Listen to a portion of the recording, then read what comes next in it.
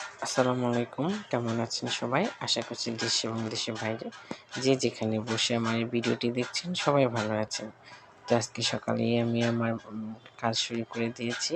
তো আমি আজকে সকালে করেছিলাম আ বেশ করে পেঁয়াজ দিয়ে শুকনা মরিচ দিয়ে ধনেপাতা দিয়ে ধনেপাতা ভর্তা, মরিচ ভর্তা আর হাতে ডাল ভর্তা করে নিয়েছি।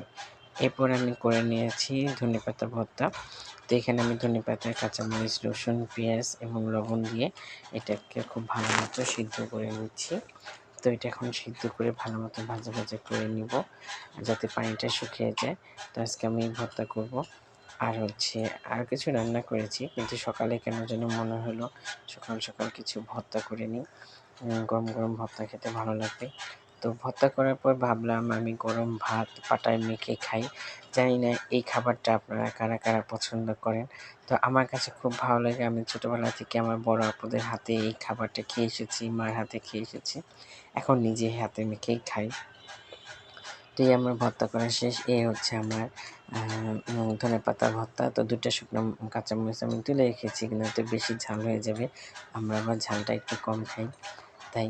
তো এই তো আমি এইটাই রেখে দিয়েছি। এরপর আমি দুপুরে রান্নায় চলে গেলাম। তো এখানে আমি অনেকগুলো কাঁচামরিচ কুচি, পেঁয়াজ এবং আদা রসুন বাটার সাথে এখন শুকনো মরিচের গুঁড়ো দিচ্ছি হলুদের গুঁড়ো আর পরিমাণ মতো একটু ধনিয়ার গুঁড়ো, আর এখন দেবো সরিষার তেল দিয়ে তারপরে লবণ দিলাম পরিমাণ মতো।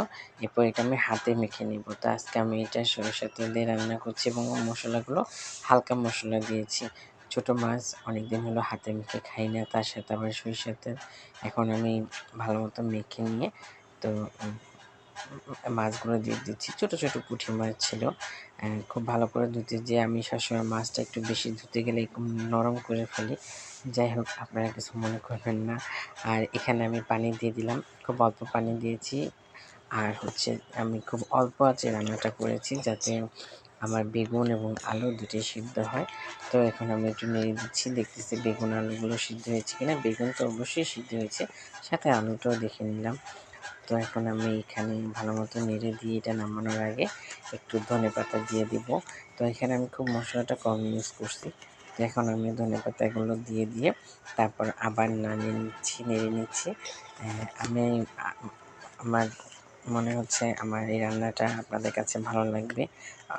এভাবে আপনারা করে খেয়ে দেখবেন। আর করেছিলাম মিষ্টি কুমড়া ভাজি। আমি গতকালকেও মিষ্টি কুমড়া ভাজি করেছি, আজকেও করেছি। তার কারণ একটা বড় মিষ্টি কুমড়া আনা হয়েছিল। যদি আমি না করি তাহলে আমার মিষ্টি কুমড়াটা নষ্ট হয়ে যাবে। আর গতকালকে ভাজিতে আমি ধনেপাতা দিইনি, আজকে ভাজিতে আমি ধনেপাতা দিয়েছি। তো ভালো থাকবেন সবাই। ভালো লাগলে অবশ্যই লাইক কমেন্টস করে আমাকে জানাবেন। আল্লাহ হাফিজ।